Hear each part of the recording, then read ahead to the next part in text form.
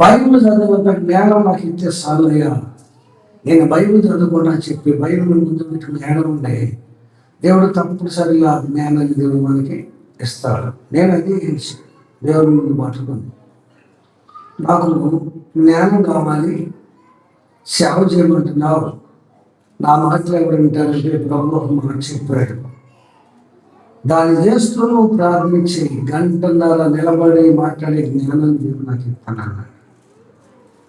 గంటన్నర నిలబడి మాట్లాడే జ్ఞానం నాకు ఇస్తానన్నాడు. అది నేను చేసుకున్నాను, దేవుని దగ్గర జ్ఞానాన్ని సంపాదించుకున్నాను. మీరు కూడా చదువు లేని బైబిల్ ముందు పెట్టుకుని ఆడవండి ప్రభు చదువుకున్నాడు తప్పనిసరిగా చెప్పిన వాక్యాలు ధ్యానించడం సపోర్టు మీకు మంచిది, మీ కుటుంబానికి ఆదర్శకరంగా ఉంటుంది. సరే, ఒక ప్రవక్తల నుండి రోజున నేను మాట్లాడుతున్నాను, కొంచెం జాగ్రత్తగా మనసు పెట్టి ఆలోచించండి. 2వ రాజుల గ్రంథము 5వ అధ్యాయము 8వ వచనం చదివి సహాయం చేయండి. 2వ రాజుల గ్రంథము 5వ అధ్యాయము 8వ వచనము. ఇశ్రాయేలు రాజు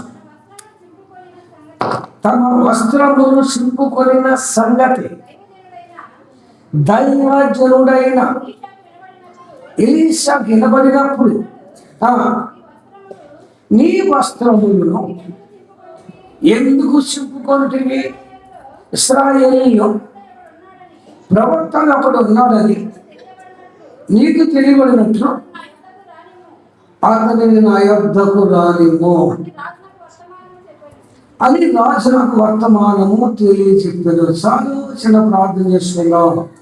నలుమోకరి బాబులందరూ మోకరించండి, ప్రార్థనలు ఏకీభవించండి. ఈ రోజున వాక్యంతో నాతో మాట్లాడి ప్రభువా, వాక్యంతో నన్ను దర్శించు ప్రభు అని అందరూ నోరిపి ప్రార్థన చేద్దాం. పరిశుద్ధుడా వందనాలు తండ్రి, నీ బిడ్డతో నేను మాట్లాడుతున్నాను తండ్రి. నేను మాట్లాడితే అర్థం మీరే మీ బిడ్డతో మాట్లాడలేదని, మీ బిడ్డ ఏ మాటలు అవసరం మాట్లాడాలి పలికించని వినగలిగిన చెవి గ్రహించే మనస్సు మాకు అందరూ దయచేయండి. అందరితో మీరు మాట్లాడి మహిమ పొందుతారని యేసునామమున అడుగుచున్నాను తండ్రి, ఆమేన్. మంచిది. ఇప్పుడు 3వ వచనం చదివితే మనకు కొంచెం చరిత్ర అర్థం ఉంది. 3వ వచనం కూడా చదవండి. ఇప్పుడు 3వ వచనం చదువుదాం.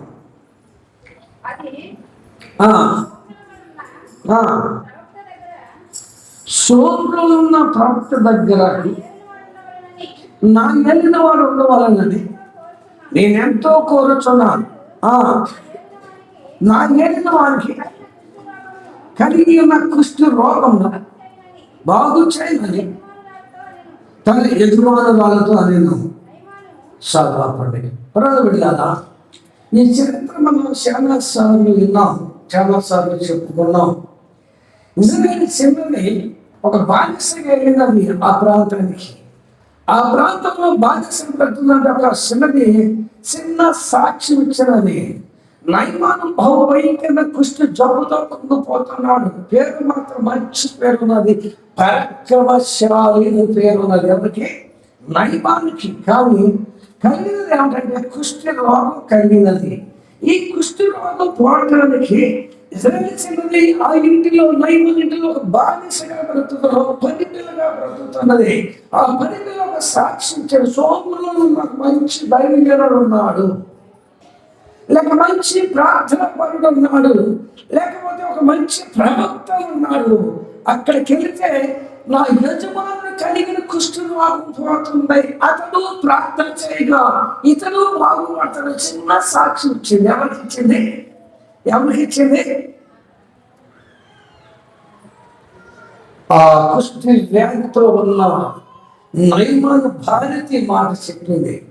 ఇక్కడ కూర్చున్న మనం కూడా, ఇక్కడ వాకుంటున్న మనం కూడా, నీతోటి వారు, నీ ఇల్లు పనుల వారు, లేక నీ ఇంట్లో వారు, నీ బంధువులైన వారు ఎలాంటి బాధల్లో ఉన్నారో, ఎలాంటి శోధనలో ఉన్నారో, ఎలాంటి ఇబ్బందులు పడుతున్నారో అది నీకు తెలిసిన తర్వాత, ఆ సంగతి నీకు ఏర్పడిన తర్వాత నీవు చెప్పాల్సిన ఒక మాట. సోములో ఉన్నాడెవరు? మంచి దైవజనుడు, సోమరున్న ధైర్యుడు నా ఏలిన వాడి కోసం ప్రార్థన చేస్తే నా ఏలిన కలిగి కుష్టి తగ్గిపోతుంది అని సాక్షులు చెప్పాలి. ఎవరు చెప్పాలంటే ఈ స్థలానికి వచ్చి నువ్వు పడుతున్న బాధ నుండి విడిపించబడిన తర్వాత, నువ్వు ఎదుర్కొన్న శ్రోత నుండి దేవుడు విడిపించిన తర్వాత, నీకున్న వ్యాధి బాధ నుండి దేవుడు నిన్ను స్వస్థపరిచిన తర్వాత, భయంకర శక్తులు సరే విడిపించబడుతున్న నీకు విడుదల వచ్చిన తర్వాత, ఆర్థిక ఇబ్బందులు కృంగిపోతున్న బాధపడిన తర్వాత, అనారోగ్యంతో బాగుపడిన తర్వాత, ఎవరినొక్కడే ఒక సాక్ష్యము పరాణ స్థలంలో మంచి ప్రార్థన చేసే ధైర్యం ఉన్నాడు. ఎక్కడెక్కడుండో వస్తున్నాయి నాకు ఫోన్లు. అది ఊరు తెలీదు, వాళ్ళ పేరు కూడా తెలియదు. ఎలా వెళ్తుంది వస్తున్నాను, ఏం చెప్తున్నారు? మన సంఘంలో తెలిసిన వాళ్ళు తెలిసినట్లుగా వారి వాళ్ళ బంధువులకి వాళ్ళకి తెలిసిన వారికి సాక్ష్యం ఇస్తూ ఉన్నారు. ఏంటి సాక్ష్యం? పలానా స్థలంలో ప్రార్థన చేసే మంచి ప్రార్థన పరుడైన ఒక సేవకుడు ఉన్నాడు, అతడు మీకు ప్రార్థన చేస్తే నీకేం కలుగుతుంది? స్వస్థత కలుగుతుంది అని మళ్ళీ చాలా మంది చెప్పేవారు ఉన్నారు. నాకు దూరం నుండి ఫోన్ కాల్స్ వస్తున్నామని నేటి వారికి కూడా. ఎందుకు అనగా ఆ ధైర్యంలో మంచి ప్రార్థన పరుడు, ఆ ధైర్యంలో దేవుడితో మాట్లాడేవాడు, ఆ ధైర్యంలో దేవుని శాత నడిపించబడుతున్నవాడు. ఎలిసే ఎలాంటి వాడు మనకు తెలుసు. ఎలిసే మొదట్లో ధైర్యజనుడు కాదు, ధైర్యం కుటుంబంలో పుట్టినవాడు అంతకంటే కాదు. ఒక వ్యవసాయం చేస్తున్న కుటుంబంలో పుట్టినవాడు. ఆ ధైర్యం వ్యవసాయం చేస్తున్న ఆ సమయంలో 12 నాగలు వెనకాల దున్నుతున్నాడంట. నాగలు ఉండేవాడు, వ్యవసాయం చేసేవాడు. 12 నాగలు వెనకాల 13 నాగలు కానీ ఉంటే కనీసం ఒక నాగలకి 5 ఎకరాలు వేసుకుని 8 ఎకరాలు అవుతాయి. చెప్పలేదమ్మా. 65 ఎకరాలున్న ఆ సమయంలో ఎవరన్నా 65 ఎకరాలున్న ఆస్థాన్ని ఎవరో పట్టుమని వెళ్తే 1 ఎకరం బాగుంది మాకేంటండి, మేము కోటేశ్వరులు, మేము ఆస్తి పరులు అంటాం. మనం ఏమంటాం? మేము ఆస్తి పరులు అండి, నీకున్న తిప్పులు పడుతారు ఎక్కడ లేదు నీ ముఖానికి. మరి ఎలిసేవనాలి ఎప్పుడు ఎక్కడ కూడా మాకున్న వ్యవసాయం గురించి మనకు ఆస్తుల గురించి చెప్పడం అవి మనతో రావు. మనం వాటిని తీసుకొని పోలేదు. చేయవలసింది ఒకటి, ప్రార్థన చేయాలి. పొందవలసిన దైవిక జీవనం మనం పొందుకోవాలి. అది మనకి అంతే తప్ప నాకెంతుంది అంతుందని నాలాంటి పోత కూడా ఒకసారి 10 ఎకరాలు ఆశ్రమం 10 ఎకరాలు ఆశ్రమం అని చెప్తుంటే అక్కడ 5-6 అందరూ అనుకున్నారంట. ఎంతకాలం చదువుతున్నా అబద్ధం, ఎంతకాలం చదువుతున్నా అబద్ధం. మాట్లాడితే నాకు 10 ఎకరాలు ఉంది, తిప్పుకు పోతే అతనికి ఎకరన్నారు లేదు. వాళ్ళు 5 అన్నదమ్ములు 10 ఎకరాలు ఉంటే 2 ఎకరాలకి ఇతనికి వస్తుంది వాటర్. మొత్తం కలిపి నాకు 10 ఎకరాలు పోటీ చేస్తున్నాడు. అక్కడ తోడు అందరూ అదే అసలు 10 ఎకరాలు ఆశ్రమం మన దగ్గర అటువంటి సామాన్లు అనుకున్నా. రాను నెల కలిసి కలది అస్సలు నన్ను బయటపడింది. ఏం బయటపడింది? అస్సలు నన్ను బయటపడింది. బయటపడిన తర్వాత వీడొచ్చి బోహరా వాడు ఎక్కడికి వచ్చింది? ఒక ధైర్యం ఏ స్థితికి దిగడానికి వచ్చాడు, ఒక ధైర్యం ఏ స్థితికి వచ్చాడు? వీడు బోహరా వాడు అనే స్థితికి దిగడానికి వచ్చాడు. నేను అంటున్నాను, అలాంటి డబ్బా మాటలు మనకు వద్దు. అది ఏమంటారు? చిన్నమాట అమ్మక మాటలు. కానీ నేను ఎంతని కూడా నాకున్నది ఎక్కడ కూడా ప్రసక్తిలో తీసుకురాను కాదు. కలిగిన కారణం ఏంటంటే దేవుడు మనకు కలగజేసింది ఉంటే మనం చెప్పుకోవచ్చు. అది మా బాబు సంపాదించి ఉన్నాయి. నాకు దగ్గర 90 సెంట్లు ఉన్నాయి, ఒక 5-6 సెంట్లు వేస్తాను ఉంది. నేనేమో వెనకాల ఏముంది కాదు, ఉన్నదని ఏనాడు నేను పబ్లిక్లోనికి తీసుకొచ్చినంతకంటే కాదు. కానీ ఒకటి మనకు కావాల్సింది ఏంటంటే సాక్ష్యం మనం సరిగ్గా ఉండాలి. ఏముండాలి? ప్రతి చోటని సాక్షిగా ప్రభువాని ప్రతి చోటని సాక్షిగా ప్రభువాని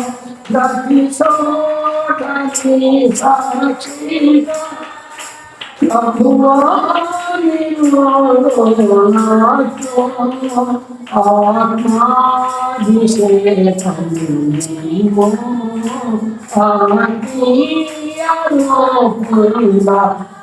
ఆత్మాభిషేకము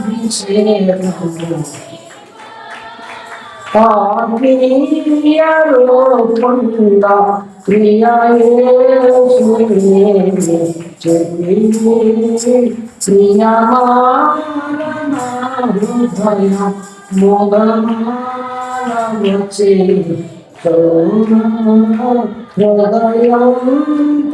హృదయం వికసించే విశ్వాసం వాక్యమును చదువగానే వికసించే వాక్యమును చదువగానే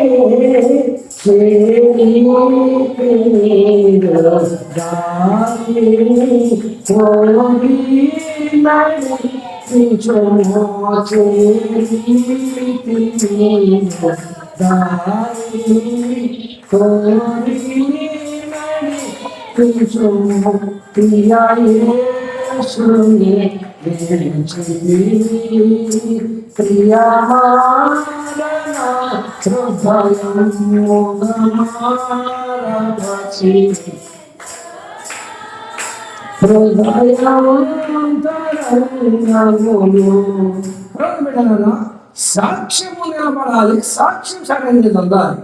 ఎలీషా గారి నుండి ఆ యొక్క చిన్నది ఇచ్చిన సాక్ష్యం ఏంటంటే, నా యజమాని కలిగి ఉన్న కుష్ఠ రోగం సోములు ఉన్న ధైర్యంలోకి వెళ్తే అతడు ప్రార్థనకి తను తగ్గుతుంది. సాక్ష్యం ఎవరి సాక్ష్యం ఇచ్చింది? ఆ ధైర్యాన్ని ప్రార్థన చేస్తే మన యజమాని కుష్ఠ రోగం తగ్గుద్దంటే చిన్నదాని మాట విని ప్రయాణం కట్టేది అన్నయ్య మాట.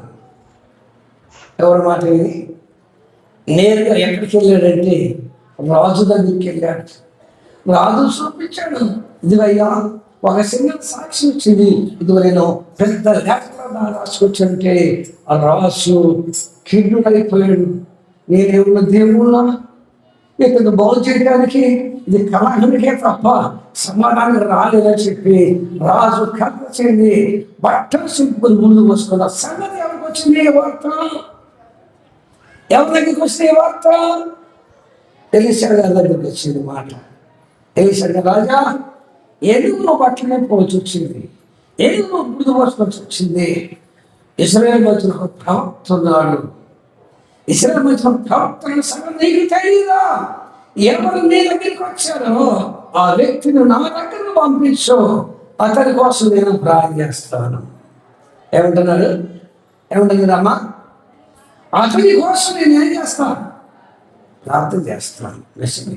ఒక ధైర్యాన్ని ఉండవలసిన లక్షణం, ఒక ధైర్యం కావాల్సిన అర్హత ఏంటంటే అతను దేవుని చేత పిలువబడిన వాడై ఉండాలి, దేవుని చేత నడిపించబడిన వాడై ఉండాలి, దేవుని ఆత్మచేత నింపబడిన వాడై ఉండాలి, దేవుడు చెప్పిన చూసి నెరవేర్చిన వాడై ఉండాలి. ధైర్యం ఉన్న అర్హత ఉండవలసిన అర్హతలో ఇలా పిచ్చి పిచ్చులు అందరూ బయటకు పట్టుకుని బయలుదేరి నేను బాధకుని అన్నాడు. వాళ్ళ బతుకులు బయటపడాలంటే వాళ్ళ ఆ సరుకు బయటకు రావాలంటే ఆ సన్నులో దయ్యం పట్టుకుని ఒకటి బయటకు రావాలి. ఏమన్నది? అది చేస్తుంది గాలి మరి బాబు నీ బడైనాడు తెలిసిగా ఏమన్నది? ఏంటి నువ్వు వేసి ఎగిరెగిరి బాధలు చేస్తున్నావు, నీ బతుకులు వాళ్ళు తెలియదేనా అన్నది అనుకో. ఆ ధైర్యం ఉన్న గాలి మొత్తం అప్పుడు వేసిన రంగులన్నీ ఏమవుతాయి?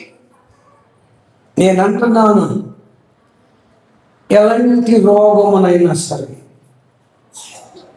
ఎలాంటి ధైర్యం పట్టిన వాళ్ళైనా సరే, ఎలాంటి శక్తులు పట్టిన వాళ్ళైనా సరే తీసుకుని రండి ప్రార్థన చేస్తున్నాం అన్న సిద్ధంగా మాట. ఏమంటారు? నేను తీసుకుని రండి ప్రార్థన చేద్దాం, దేవుడి కార్యాన్ని చేస్తాడు. డాక్టర్ల చేతులు చేసి కేసులు, డాక్టర్ కాదన్నా కేసులు, వైద్యుల చుట్టూ తిరిగి బోధవంతుల దగ్గరికి వెళ్ళిన వాడు, ఎటు త్వరగా దిక్కు తెలియని పరిస్థితుల్లో ఉన్నవాడు దేవుని సన్నిధికి వచ్చి బాగుపడిన వాడు చాలా మంది ఉన్నారు. ఏమి చూసి దేవుని సన్నిధి స్థలంలో ఉన్నదని ఎరిగి మన ఎర్రగారి గుండె వస్తున్నారు కదా, కాసు వాళ్ళ పెద్దమ్మ ఇక్కడికి చర్చికి వచ్చే వాళ్ళు చెప్తున్న మాట ఉంటుందంట.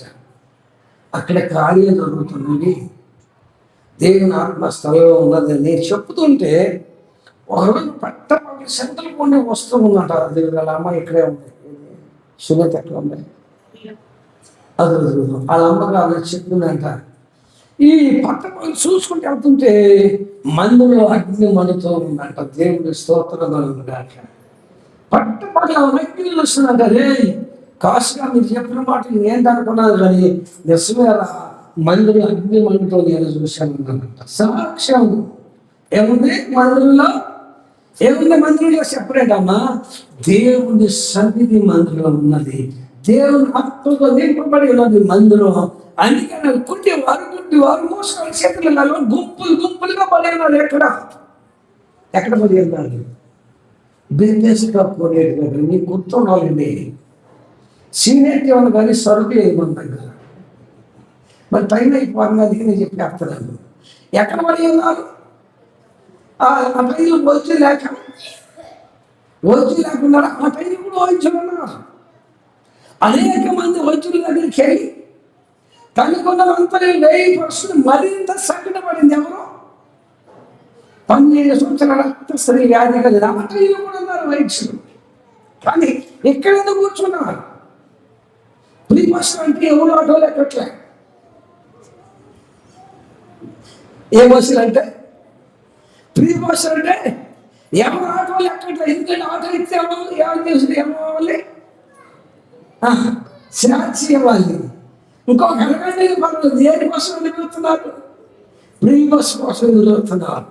కానీ ఆ టైంలో వైద్యులు ఉండాలి. వైద్యులకు ఏమవుతున్నాయి? డబ్బు ఖర్చు అవుతుంది. ఎక్కడైతే ఏం జరుగుతుంది? ఫ్రీగా జరుగుతుంది వైద్యం. ఎక్కడ? బెత్లెస్తా కోనేటి దగ్గర.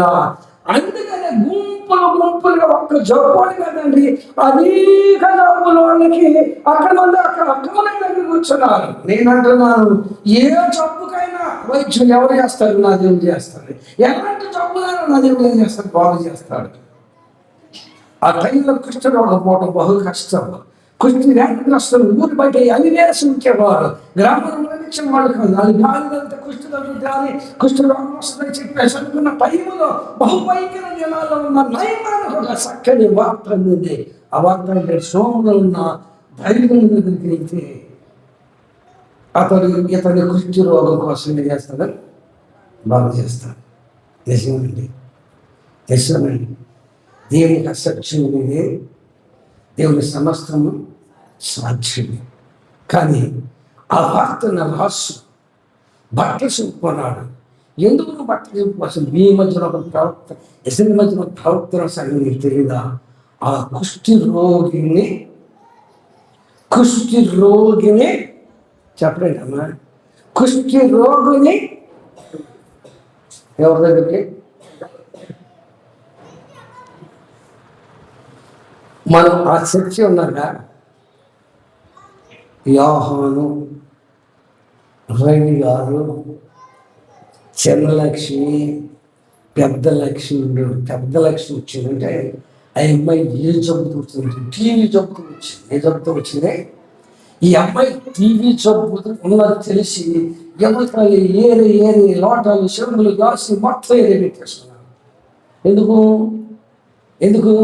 ఆ టీవీ జబ్బు మాకు వస్తుంది భయం వేసింది. ఎవరికే? మాకైతే భయం లేదు. మా ఇంటిని ఉండేది, మాతోనే కలిసి ఉండేది, మా ఇంటి తోముతున్నది, ఈడుతున్న వాకులు ఉడుతున్నది, పరిసరం చేస్తున్నది, మాతోనే కలిసి భోజనం చేస్తున్నది. మాకు మాత్రం భయం లేదు. ఎందుకు లేదు? అది ఎందుకు భయపడ్డారు? ఆ టీవీ జబ్బు మాకు వస్తుంది.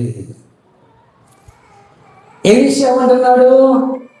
కుష్టు రోగులు ఊరి నుంచి నా దగ్గర పంపించు, నేనేం చేస్తాను? అతని కోసం ప్రార్థన చేస్తాను. ఇంటున్నా దేవుని పిల్లలారా, దైవజన నిత్యము దేవుని సన్నిధిలో కనిపెట్టి ప్రార్థన చేయగలిగిన వాడు అలా చాలా మంది గీదలు కాసుకుంటూ సేవకున్నాడు, ఏమా చెప్పులు కుట్టుకుంటూ సేవకున్నాడు, వాటిలో పని చేసుకుంటూ సేవకున్నాడు, మెకానిక్ పని చేసుకుంటూ సేవకున్నాడు, కూలి పని చేసుకుంటూ సేవకున్నాడు, ఉద్యోగం చేసేవాడు కూడా సేవకుడే చెప్పుకుంటున్నాడు. వాళ్ళు ఎంతవరకు ప్రార్థన చేయగలుగుతున్నారు? వాళ్ళు డ్యూటీలే చేస్తారా, పని చేస్తారా, వచ్చి ఒక రోజు కోసం కనిపెట్టి ప్రార్థన చేస్తారా? మీరు ఆలోచించండి. ఒక రోజు కోసం ప్రార్థిస్తే కయ్యం వాళ్ళకుంటుందా? పేరుకు మాత్రము శౌకులు తప్ప అది క్రియల రూపం చేయటానికి సరిపోయిన వారు కాదు. ఏషి అన్నాడు, అయ్యా ఎంత వ్యయ ప్రయాసతో వచ్చావు కదా, వచ్చాడు ఆయన. నేను ఒక మాట చెప్తా చేస్తాను అన్నాడు. ఏంటి చెప్పమంటే, యోర్దాను నదిలోకి 7 సార్లు. ఇంత దూరం వచ్చిందా? నేను వేరే కత్తి నూనెసి నెత్తి మీద చేయబెట్టి, అంటే నూనెసి నెత్తి మీద చేయబెట్టి పాలు చేస్తావు అనుకుంటా. ఇంత దూరం వస్తే నువ్వు నదిలో, ఇలాంటి నదులు మా ఊళ్ళో లేవా, మా దేశంలో లేవా, మా గ్రామంలో లేవా, మా ఊరు చుట్టూ విషయాలు ఎక్కడ మాకు ఎన్ని చెప్పాను అంటే ఈ యొక్క నది మా ఊళ్ళో నదులు ఉన్నాయి, అసలు మునిగితే శుద్ధులు కాలేక ఎక్కడికి వచ్చానా? నువ్వేదో ఒక మంచి ధైర్యంగా ఆ అమ్మాయి చెప్తే ఆ అమ్మాయి మనం తీసుకుని వస్తే నన్ను నదిలో అనమాట ఆయన చెప్పేసి రివర్స్ అయిపోయాడు. ఎవరి మీద? ఇవాళ చాలా మంది ఉన్నారు మన సంఘాల్లో కూడా, అప్పుడు తెలియక మా ఇలా చేయాలి అంటే చేసేదే అంటే మా కొత్త వారు వదిలేస్తే నేను చిన్నప్పుడు కానుండి మేము క్రైస్తవులమే, నువ్వు క్రైస్తవులు నీ బాడై నాకు తెలుసుకో. నేను అలాగే అనుకున్నా చిన్నప్పుడు కాదు నేను క్రైస్తవులని.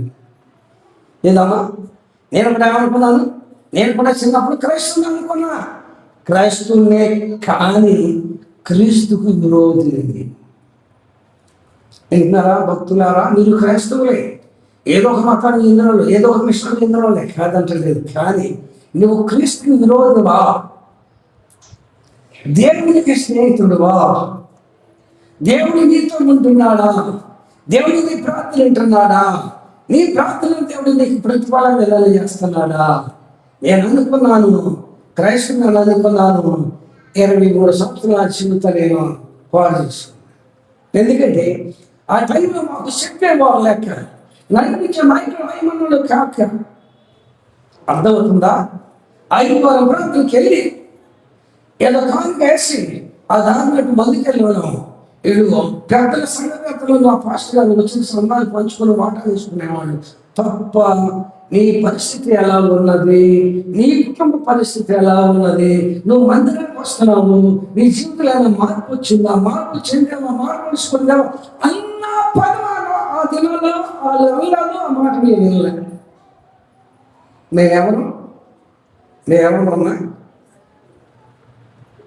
మళ్ళీ ఆదివారం ఏ పనికి వెళ్ళడం అంత భక్తి ఎక్కువ మాకు. ఇది ఆదివారం ఏ పనికి వెళ్ళాం అంత భక్తి ఎక్కువ. ఆదివారం అనగానే దాన్ని వెళ్ళిపోవటం, గమనాలకి వెళ్ళిపోవటం, కళ్ళు నాకు మా సిఆర్సీ చర్చి ఎక్కడనే ఉంటుంది, అది బలిపీఠం ఉండదు, ఇది గుమ్మ ఉంటుంది. ఆ కాంట్రాక్ట్ వేసి ఆమె దాన్ని వెళ్ళిపోవటం.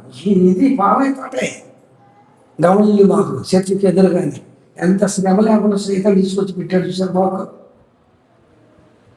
మళ్ళీ దూరంగా తీసి గమని చెప్పేసి చర్చి ముందే పెట్టాడు. ఏది గమనిల్లు అక్కడికి వెళ్తాం, కళ్ళు దాకా ఫోటోస్ ఇవ్వాలి.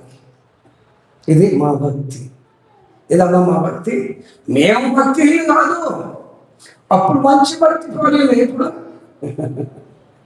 ఆ దినాలు తలకు వస్తుంది, ఈ రోజు నా తల సిగ్గుతో తల దించుకునే పరిస్థితి వచ్చిన తర్వాత చెప్పినట్టు చేయాలి. మనం ధైర్యం ఒక మాట చెప్పాడు, యోద్ధాలను 7 సార్లు మానాడు, కానీ రివర్స్ అయ్యాడు. ఎవరి మీద రివర్స్ అయింది? ధైర్యం రివర్స్ అయ్యాడు. చిన్న చెప్పిన సాక్షి విన్నాను, ఇంత దూరం వచ్చాను, వెళ్ళి నదుల ముందు ఉంటామంటే ఆ పక్కన ఉన్నవారు శాంతించు. కోటి రూపాయలు ముఖానికి అడగలేదు కదా, ఒక 10 ఎకరాలు రాసి నిర్మాణం లేదు కదా, ఒక్క మాట చెప్పినట్టు ధైర్యం, ఒక్క ఆ ధైర్యం చెప్పినట్లుగా ఆ యుద్ధ నదిలో మునిగితే నీకు చదువుకోవడం పెద్ద బరువునెత్తిని పెట్టంటే సీరియస్ అవుతున్నామని చెప్పి పట్టున్న వ్యక్తులు నయమాన్ని కొంచెం బలపరిచాడు. బాగా మాట నయమాన్ని కొంచెం ప్రక్కన వారు ఏం చేశాడు, బలపరిచాడు. ఈ రోజున బలపరుచు వారు తక్కువ, చెడగొట్టు వారు ఎక్కువైపోయారు. ఎక్కడున్నదిలో సంఘంలోనే ఉంటున్నారు, సంఘ సభ్యులుగానే సేవలు అవుతున్నారు.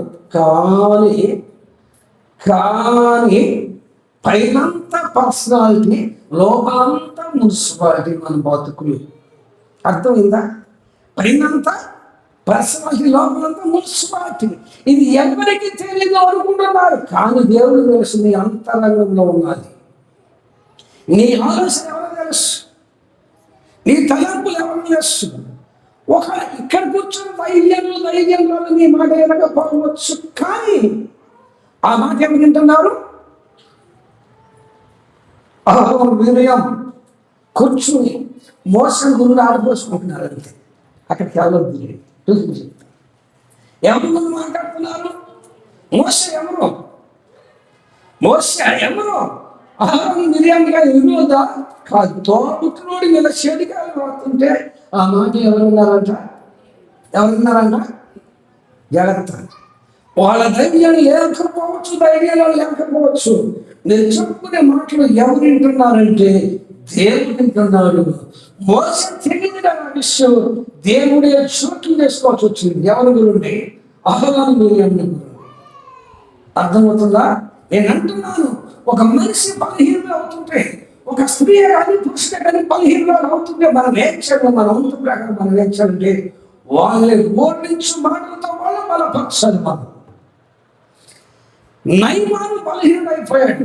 ఎక్కడికి వెళ్ళమన్నప్పుడు?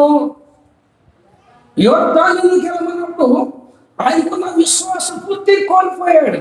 కోల్పోయి కోపం వచ్చింది నయమానికి. కానీ పక్కన వాళ్ళు అన్నారు, ఆగు ఆలోచించండి, నువ్వు తొందరపడద్దు. ఒక ధైర్యం ఒక మాట చెప్పంటే అది ఒక నెరవేరుద్దేమో.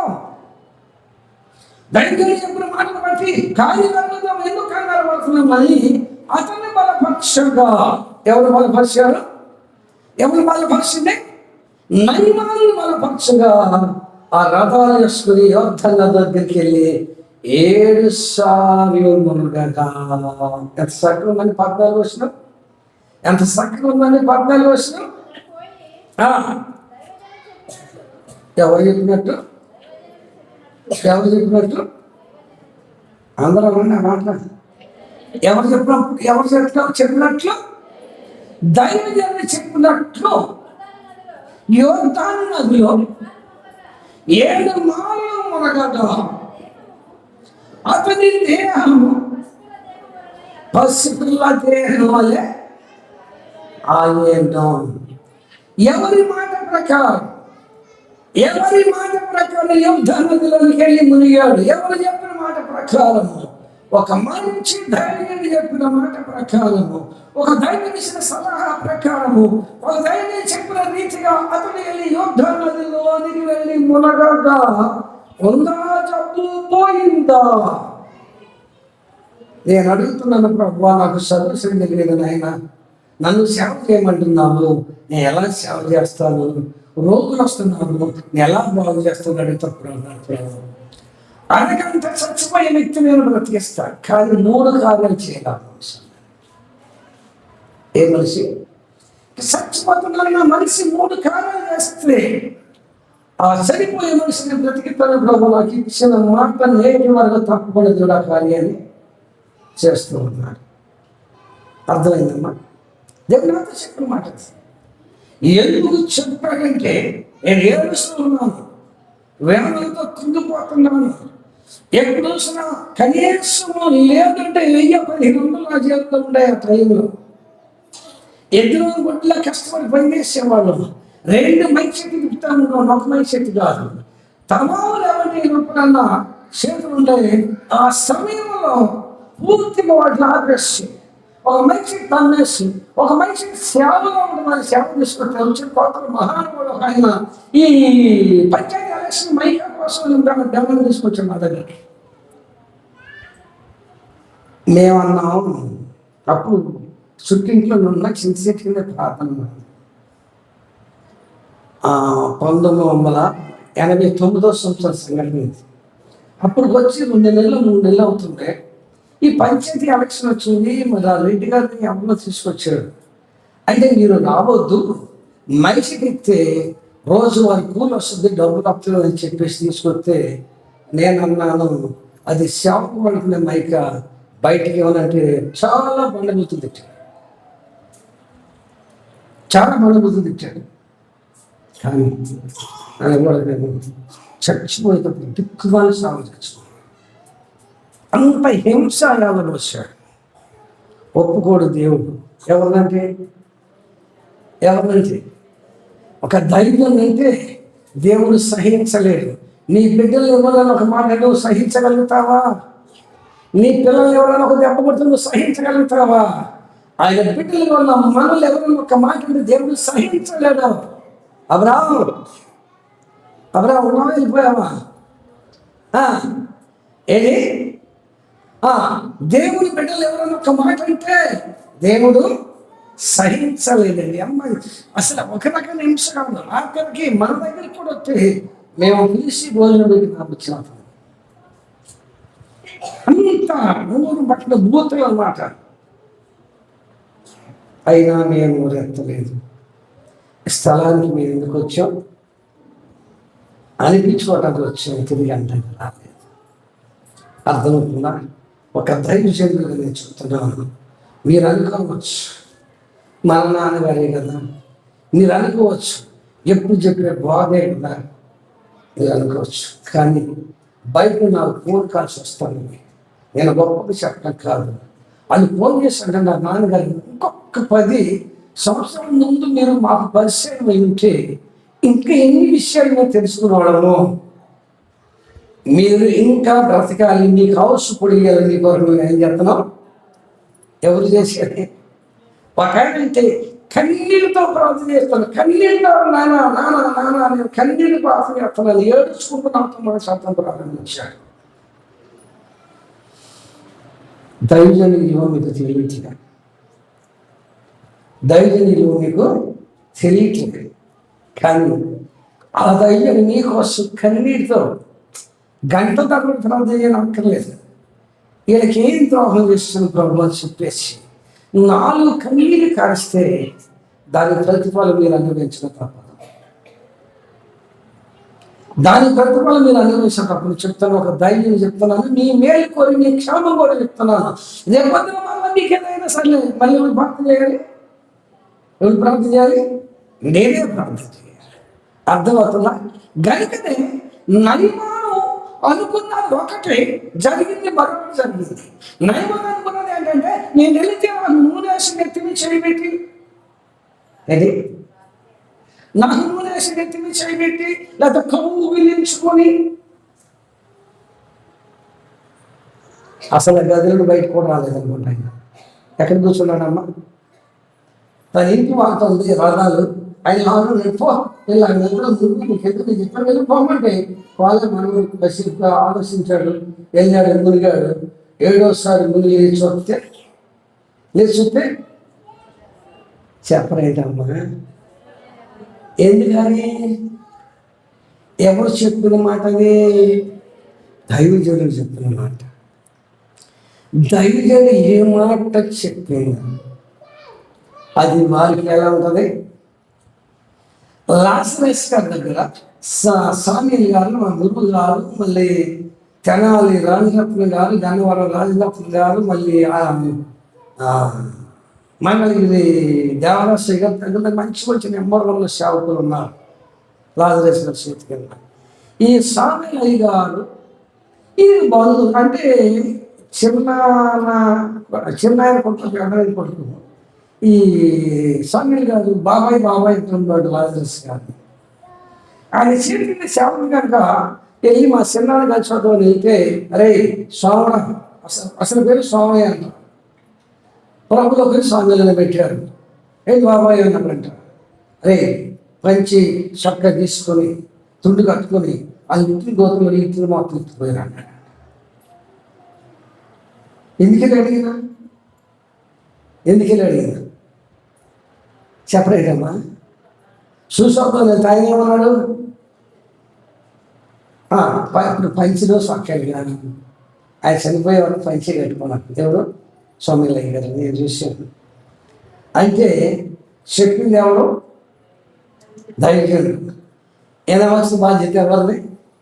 శిష్యుడిది. తీసి పారేసి తుండి కట్టుకొని బట్టలు తీసుకుని దిగాడట. ఎందుకు?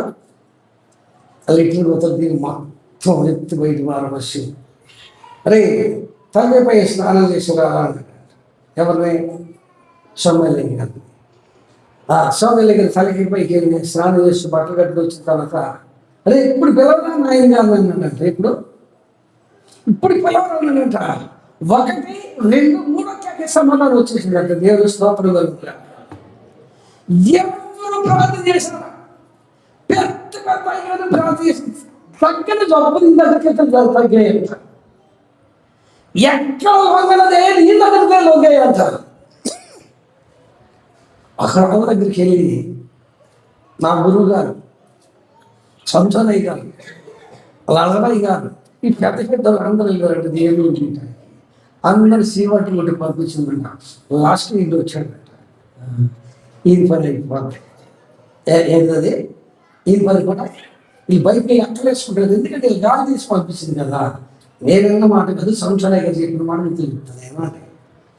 అయితే ఇతను వెళ్ళిపోయి భక్తులు బాగా పిలిపించి లోన పిలిపించి గడేసాడంట. మరి ఏం మాట్లాడాడండి అంట. అంతే ఆ రాత్రి కూర్చొని ప్రాణం చేసి తెల్లపడి అమ్మాయి జైలు పోయి అదానంగా పోతుంటే చేపలు పిలిపించింది, మంచి కూరలు పెట్టి పంపించింది. అసలు ఏం చేశాడు? సమయంలో ఏం చెప్తుంది? ఏక అర్థం కాదు. ఎవరు అర్థం కాదు? దైవజనుడు మాట విను వారికి దేవుని ఆత్మ తప్పనిసరిగా నేను చెప్తున్నాను. అమ్మగా మా ఆత్మ తల్లికి కానీ తండ్రి కానీ ఎదురు చెప్తున్నాం తెలియదు. అనుకున్నాం అలా చేయకూడదు, చనిపోయేవాడు దాన్ని మేము కాపాడుకున్నాం. అందుకని దేవుడు నాకు ఈ కొరకును ఇవ్వగలిగి చనిపోయే వరకు వాళ్ళ మనస్సులో కూడా బాధ తెప్పించుకోవాలి. ఒక విషయంలో నేను అన్నమాట అన్నట్లు క్రియేట్ చేసిన నా మీద అబద్ధ సాక్ష్యం చెప్పారు. దాని మీద మా ఆత్మ తండ్రి కొంచెం నా మీద బాధ తెచ్చుకున్నాడు. అయితే అనలేదు, నా దగ్గర నుంచి క్షమాపణ అడిగి చేశాను. అనడానికి అన్నట్లుగా.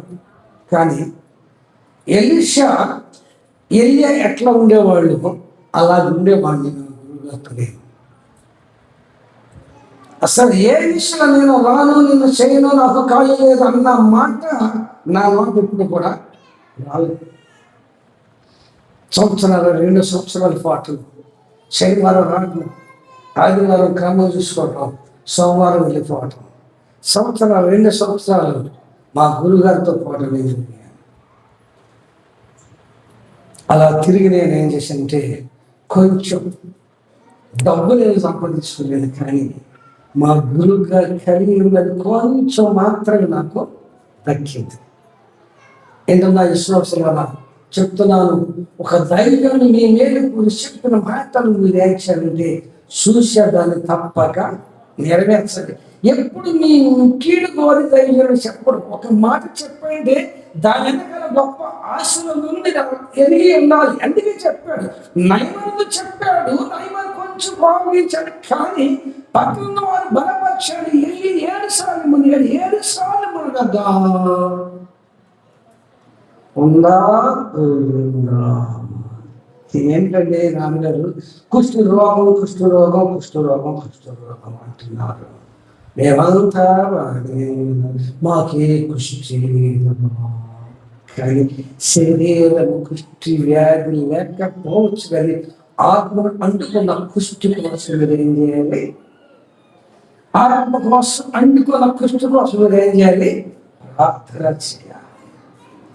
పనులు వెళ్ళారా?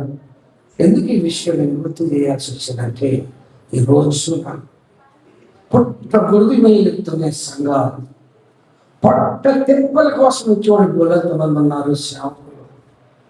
ఒక్కడి మాత్రం మీరు గుర్తించాలి, వచ్చిన వారు చెప్పేవారు దేవుడి విత్తే చూసారా, తనతానిగా వచ్చారా? దేవుని పిలిచిన వారికి చెప్తున్నాను, కొలతలినంత ఆత్మ దేవుడు వారికి అనుగ్రహించాడంట. ఎవరికి? దేవుడు ఎవరినైతే పిలిచాడంటో ఇంత అంత అన్ని కొలతలినంత ఆత్మ దేవుడు ఇచ్చాడంట పిలిచిన వారికి. అందుకే ఎలీషాను ఒక్క మాట చెప్తే ఆ మాట ప్రకారం నయమాను వెళ్ళి యోర్దాను నదిలో మునగగా తానుకున్న కుష్టి ఒక్క దెబ్బను పోయి పసిపిల్లల దేహం అది మారినది.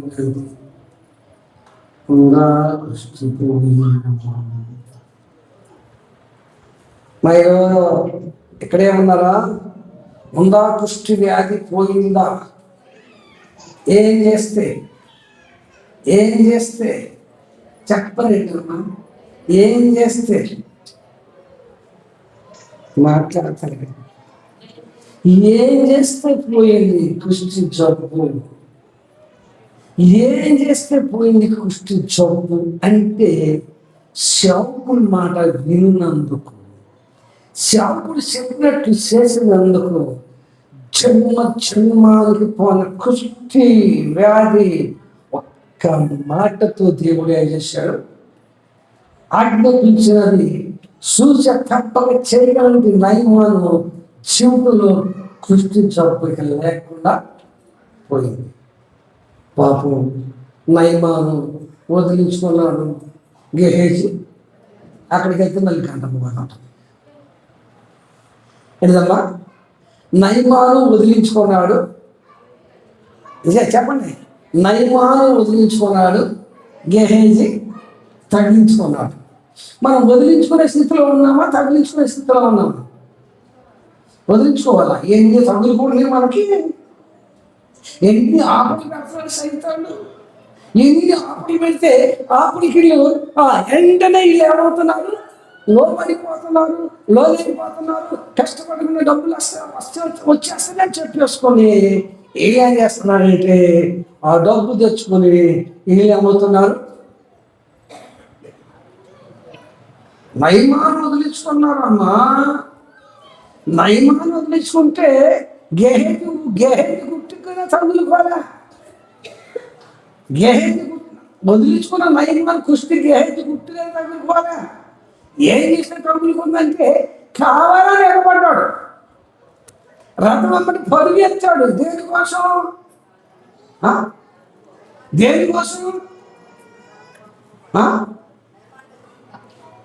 డబ్బులు వాటి కోసం కాదు, కుష్ఠరోగం కోసం పరిగెత్తింది. ఏది కావాలని పరిగెత్తాడు గేహేజీ? బట్టలు, ఎండి, బంగారం, నీరు అంటున్నారు కానీ నేను అనుకునేది ఏంటంటే దానికోసం కాదు. గేహేజీ పరిగెత్తి దేనికోసం? కుష్టి జబ్బు కోసం పరిగెత్తాడు. చాలామంది నేటి సమాజంలో సంఘాల్లో ఎక్కువ శాతం వీళ్ళే కనపడుతున్నారు. ఫ్రీగా వచ్చే ప్రతిదీ ఏళ్ళకే కావాలి. నేను అంటున్నాను, మీరేం బాధపడవద్దు. ఈ మహిళ మండలి, ఈ బోకర గ్రూపులు వీళ్ళందరూ ఉన్నారు. ఆదివారం నాడు మీటింగ్ పెట్టారు. ఒకళ్ళకి 2 లక్షలు లోన్ ఎత్తారన్నారు. ఎంతన్నా? ఒకళ్ళ 2 లక్షలు లోన్. మీటింగ్ ఎప్పుడు? ఆదివారం ప్రార్థన టైంకి 10 గంటలకు మేము స్టార్ట్ చేస్తాం. 3 దాకా మరి వచ్చిన వాళ్ళు పేర్లు రాసుకుని ఒకళ్ళకి 2 లక్షలు లోన్ ఇస్తామని చెప్పి కనుక ప్రభుత్వం కనుక మైకేలో కెనవ చెప్తే ఆ రోజు శిక్ష అంతా మరి భక్తులు ఆడుంటారు. ఏంటంటే ఆడినాడు చెప్తున్నాడు, చూసాను లెక్కలేకుండా చెప్తున్నాను. చూస్తే నాకేం పడి ఈ భక్తులు తేడా ఉంటారు. అందువల్ల మరి రూపాయలు 2 రూపాయలు కాదు కదా, 2 లక్షలు ఉందంటే 8 రోజులు కట్టుబడి వస్తాయి అక్క. అది చదివారంటే చెల్లుమకే చెల్లా ఆయన 5 దేని పోవాలా? 5 దేని పోవాలా? ఈ గోడలు చేయాలి, ఈ పిల్లలు చేయాలి, అయ్యారు బాధ. ఈ భక్తులు ఎవరున్నారు చెప్పలేదండి. భక్తులు ఎవరున్నారు మాట్లాడలే. మీటింగ్లో ఎన్ని రూపాయలు లోను మనిషికి, ఎన్ని రూపాయలు లోను మనిషికి, వాళ్ళు ఎవరికి పోతాయి, నేను పేరు ఇగిపోతే ఎన్ని పోతాయి, ఎన్ని పోతాయి అమ్మా. ఒక్కళ్ళ నీ విశ్వాస జీవితానికి అది అగ్ని పరీక్ష లాంటిది. విన్నారా? నీ నీ విశ్వాస జీవితానికి అది అగ్ని పరీక్ష లాంటిది. ఆ అగ్ని లాంటి పరీక్ష నువ్వు పాస్ అవుతున్నావా, ఫెయిల్ అవుతున్నావా? మరి మిమ్మల్ని ఏమనాలి? నయమనాలి, గెహేజ్ అనాలి. నయమనాలా, గెహేజ్ అనాలి. మీరు చెప్పండి, చెప్పడమా? ఇప్పుడు మీరు నయమనా, గెహేజా? ఏడు మరి మాట్లాడుతున్నాను కొంచెం అట్టగా ఉంటుంది. నా భయం ఎలా ఉంటుంది? ఎలా ఉంటుంది? నయమాను బాగుపడ్డాడు, కానీ ఎలీషా ఆశించనిది నయమాను గెహజీ కావాలని ఆశించాడు. కుష్టి జబ్బులు కొని తనది మాత్రమే కాదు, కానీ తన పిల్ల తరానికి అంటే ఉండునుగా. కానీ ఎలీషా ప్రవక్త అన్నాడు, అతడు నులివెల్ల కుష్టి రోగి అయి ఆ నిలబడిన స్థలంలో బయటకు వెళ్ళిపోయాడు. బయట ఇంకెళ్తారు, చదువుకోండి. 26-27 వర్షాల్లో ఉంటుంది. ఇక్కడ వద్ద టైం అయిపోయింది కానీ నేను ఆపేస్తున్నాను.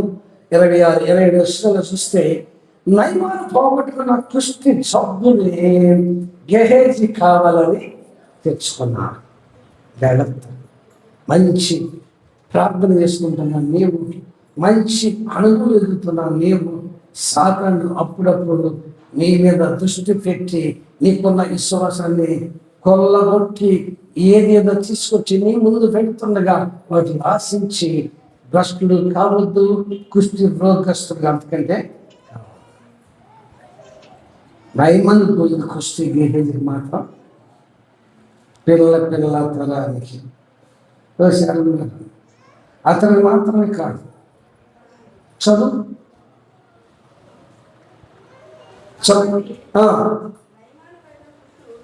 నయమాను కలిగిన కుష్టు నీకును నీ సంతతిని సర్వకాలము నీ సంతానం భూమి మీద ఉన్నంత కాలం పిల్లలకి కూడా ఏముంటది కుష్టి జబ్బు. ఎందుకు వచ్చింది జబ్బు అంటే తనని కాదు దాన్ని ఆశించినందుకు జబ్బు వచ్చింది. ఏ జబ్బు అది? మరి ఇక్కడ కూర్చున్న వాళ్ళు ఎంతమంది ఉన్నారు? తనది కానిది, నాది కానిది, పొరుగు వాళ్ళ దేశంతో సమానం ఎంచుకోవాలి వాళ్ళు ఎంతమంది ఉన్నారు? ఇది నా సొమ్ము కాదు, ఇతర సొమ్ము. అది దేశంతో సమానానికి ఎంచుకోవాలి వాళ్ళు ఎంతమంది ఉన్నారు కదా. జాగ్రత్త. ఒకళ్ళు ఎవరు చూడకపోవచ్చు, దేవుడు చూస్తున్నాడు. శిక్ష దేవుని నుండి మన మీదకి రాబోతున్నాడు. దేవుని మనకి దీవించినాక ప్రార్థన చేస్తున్నారు. ప్రార్థన అందరూ మోకరించి ప్రార్థన చేస్తున్నారు. పరిశుద్ధుడా, బలవంతుడు తండ్రి, నీకే స్తుతులు స్తోత్రాలు చెల్లిస్తూ ఉన్నాను. గొప్ప దేవుడా నీకు వందనాలు, శక్తిమంతుడా నీకు వందనాలు. అయినా ఏమి ఇచ్చినా కూడా తీర్చలేదు.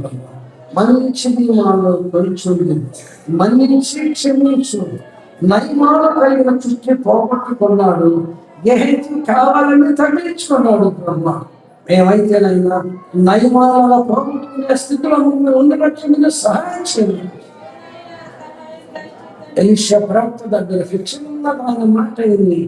నయమాను విశ్వాసంతో వచ్చాడు బ్రహ్మ. తన జీవితంలో ఊహించని గొప్ప కార్యం జరిగించాడు. నీకు వందనాలు.